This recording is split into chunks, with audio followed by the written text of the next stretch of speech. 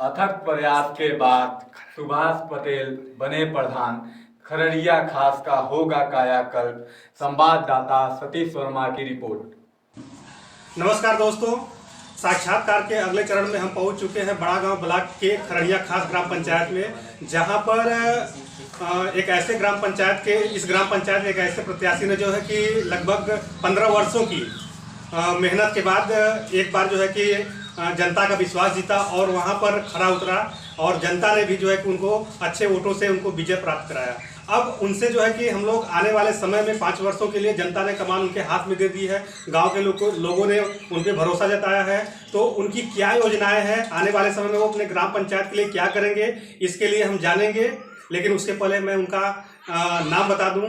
इस शख्सियत का नाम है श्री सुभाष चंद्र पटेल, जो कि काफ़ी ही प्रतिभाशाली व्यक्ति हैं और काफ़ी संघर्षशील व्यक्ति हैं, जो गरीबों से लेकर के हर लोगों की मदद करते आए हैं। तो हम लोग मिलते हैं सुभाष चंद्र पटेल जी से। नमस्कार प्रधान जी। सबसे पहले तो जो है कि मैं आपको जीत की बधाई देता हूँ कि गांव ने, ग्राम पंचायत के लोगों ने आप पर भरोसा जताया और एक बार जो है कि 5 वर्षों के लिए कमान आपके हाथ में दी। तो इसके लिए जो है कि आप अपनी जनता से क्या कहना चाहेंगे? हाँ सर, मैं अपनी जनता के लिए जो है विकास का कार्य करेंगे और जो शिक्षा को ऊंचा उठाएंगे और हर संभव प्रयास करेंगे जनता किस तरह की दुख तकलीफ नहीं होने देंगे और शिक्षा और चिकित्सा पर विशेष ध्यान देंगे। जैसा कि प्रधान जी हम लोग जानते हैं कि हर ग्राम पंचायत को यह अधिकार दिया गया है मनरेगा के थ्रू। यहाँ पर जो भी मजदूर वर्ग के लोग हैं, जो गरीब हैं, उनको स्वरोजगार उनके गांव में ही प्राप्त हो जाए, उनको बाहर जाने की आवश्यकता न पड़े। इसके लिए मनरेगा चलाया गया, जहां पर हमने ये देखा कि एक जॉब कार्ड की व्यवस्था है। जो लोग अपना इसमें रजिस्ट्रेशन कराते हैं, सरकार उनको जो है कि काम के प्रति भुगतान करती है।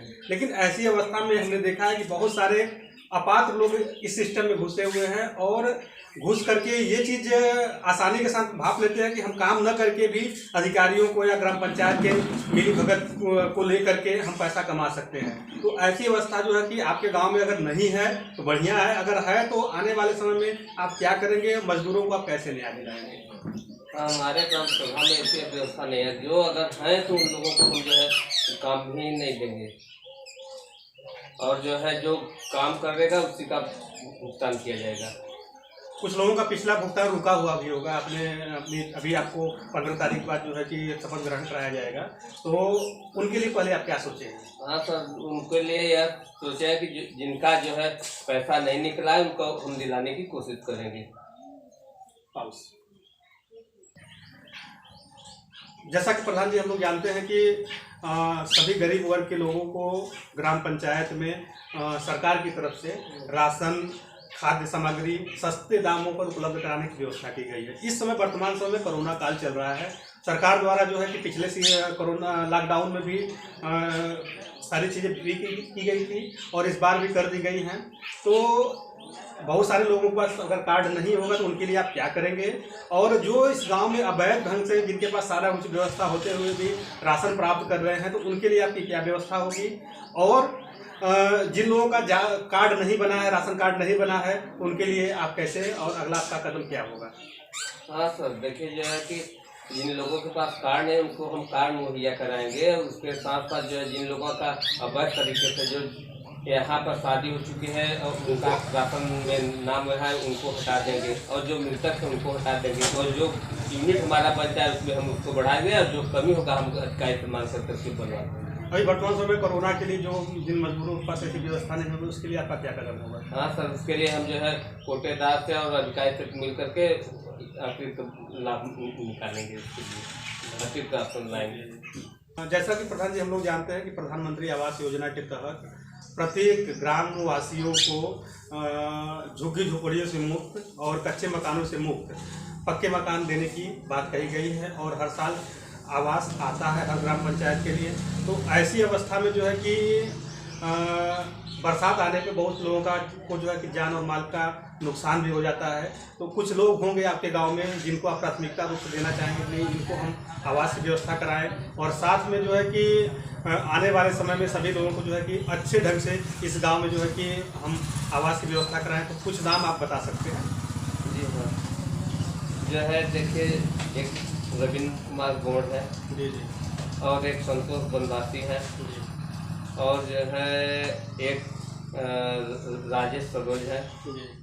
इन लोगों के लिए निहाज जरूरत है और लोगों के लिए है जो कि आगे चल करके उसकी जांच करा करके उसको हम मैं दिलाने की कोशिश करूँगा। ऐसे लगभग कितने लोग होते हैं आपके ग्राम लमसम कम से कम 100 से 150 आदमी होंगे। 100 से 150। मतलब अभी इतने सालों के व्यवस्था में जो है कि अभी भी आपके गांव में 100 से 150 लोग जो है कि वंचित हैं। इसका मतलब अभी भी यहाँ पर विकास नहीं हुआ है। पर विकास हुआ है, अब लोग जनता के अनुसार नहीं हुआ है, उसको देखा जाएगा। प्रधान जी, बचपन से लेकर के इतनी उम्र तक आपका जो है कि ग्राम पंचायत में ही आपके बीता होगा, तो इस दौरान आपको भी ज्ञात होगा कि कहाँ कहाँ पर बरसात के समय हमारे लोगों को चलने में तकलीफ होती है, कहाँ कच्चे रोड हैं, कहाँ पर हमको पक्का रोड होना चाहिए। तो इस तरह का जो है कि व्यवस्था आने वाले समय में रोड, चकरोड और खड़ंजा को लेकर आप कहाँ कहाँ पर उचित व्यवस्था कराना चाहते हैं?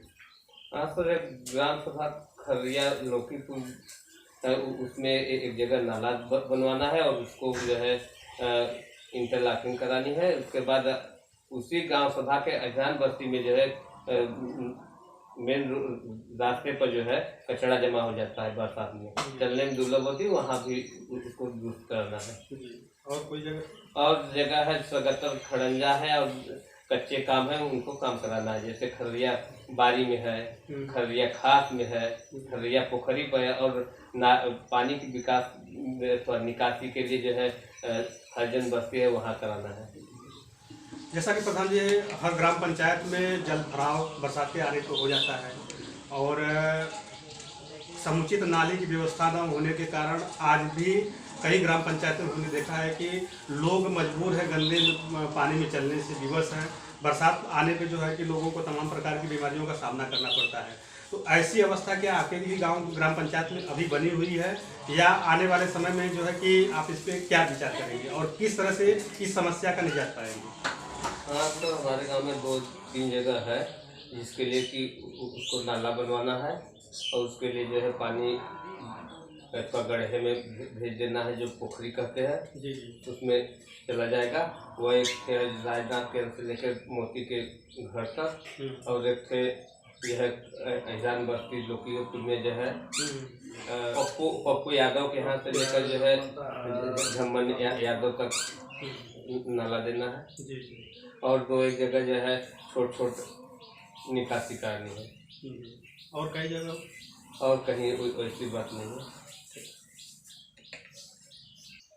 जैसा कि प्रधान जी हम जानते हैं कि आज पूरा विश्व लगभग कोरोना की चपेट में है और साथ में भारत भी है और आपका ग्राम पंचायत भी होगा, तो इससे कोई अछूता नहीं रहा है कि आए दिन हर ग्राम पंचायत में कोई ना कोई कोरोना के कारण जो है कि मर रहा है और अस्पतालों में जो है कि आज ऑक्सीजन का सही ढंग से स्रोत नहीं पहुंच पा रहा है। अगर पहुंच भी पा रहा है तो लेट है। अगर वहां पर 10 टन की ज़रूरत है तो वहां पर 3, 4, 5 टन ही उपलब्ध है वर्तमान समय में। इसके लिए कौन जिम्मेदार है? हमारा पर्यावरण जिम्मेदार है, सरकार जिम्मेदार है, या आने वाले समय में आप अपने गांव के लिए क्या व्यवस्था करेंगे ताकि प्रॉपर वे में पर्यावरण जो है शुद्ध रहे और प्रदूषण ना हो और आने वाला जो पीढ़ी हो वो आपके लिए जो है कि हमारे लिए अच्छा कार्य करके स्वस्थ रहे?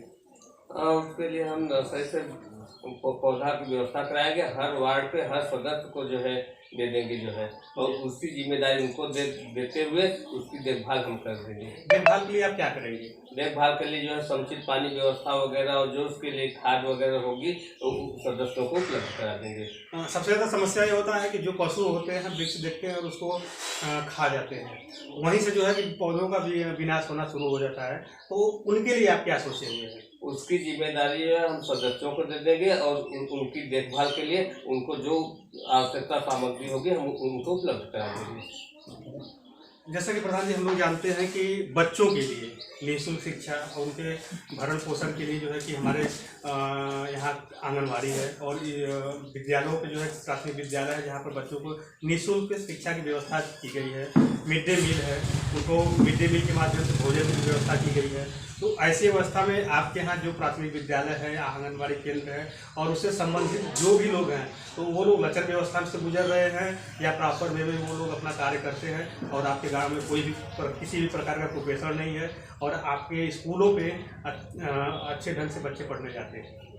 हाँ, हमारे यहाँ जो है यह शपथ ग्रहण के बाद हम उसको देखेंगे और उसकी जो है समुचित व्यवस्था कराएंगे। जैसा कि प्रधान जी, हम लोग आज हम ही लोग नहीं, सभी लोग भूगर्भ जल से परेशान है। जो पानी का स्तर है वो आए दिन कहीं न कहीं नीचे चला जा रहा है। बरसात कम होने के कारण उसका सही ढंग से जो है कि हम लोग मेंटेन नहीं कर पा रहे हैं। अपने गांव के जो तालाब हैं उसको हम लोग भर नहीं पा रहे हैं। तो ऐसी अवस्था में आपके ग्राम पंचायत में कितने तालाब हैं? अगर नहीं है तो उसके लिए आप आने वाले समय में इस पेयजल को ऊपर लाने के लिए आप क्या व्यवस्था करेंगे?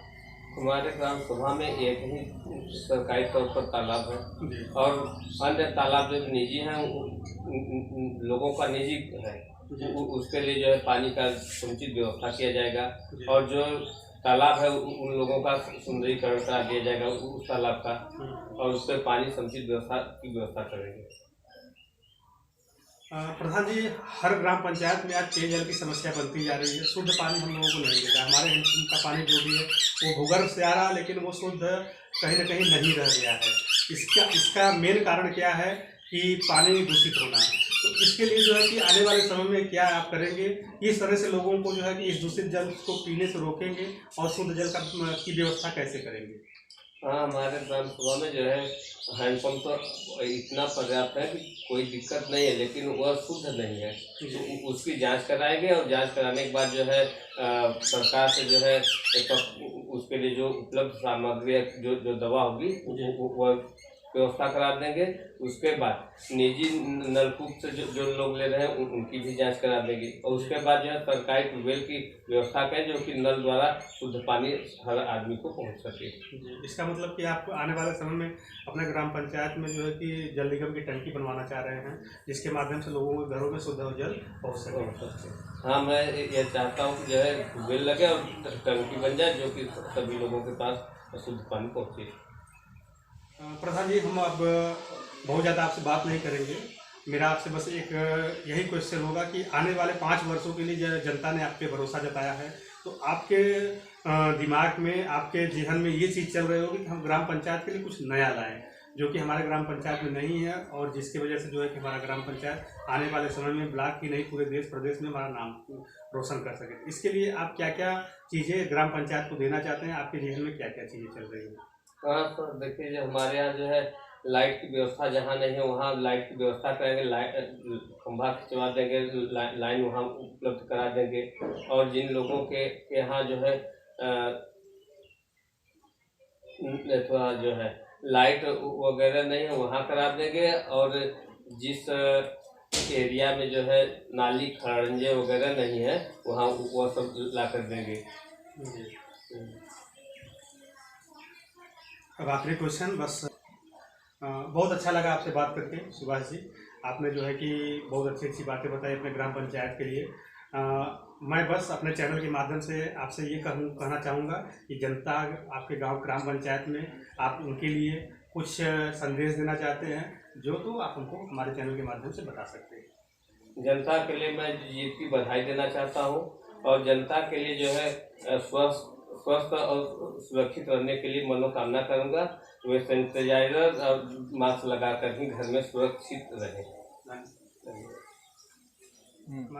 ये थे हमारे बीच बड़ा गांव ब्लॉक के खरड़िया खाल ग्राम पंचायत के नवनिर्वाचित ग्राम प्रधान सुभाष चंद्र पटेल जी, जिन्होंने बहुत अच्छी अच्छी बातें जो है कि बताई है अपने ग्राम पंचायत के लिए कि वो आने वाले समय में इस तरह से विकास करेंगे, ये चीज़ मुहैया कराएंगे। और इसी के साथ मैं सतीश वर्मा आप लोगों से विदा लेता हूं। मिलते हैं किसी और ग्राम प्रधान से जो कि नई आशाओं के साथ, नई किरण के साथ आने वाले समय में अपने लोगों का, अपने हित करीबियों का भला करेगा। और इसी साथ मैं विदा लेता हूं। तब तक के लिए नमस्कार।